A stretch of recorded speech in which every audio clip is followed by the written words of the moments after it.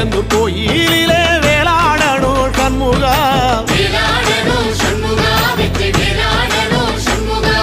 பிள்ளை ஆண்டான் பிள்ளை என வரம் கொடுக்கணும் சண்முகா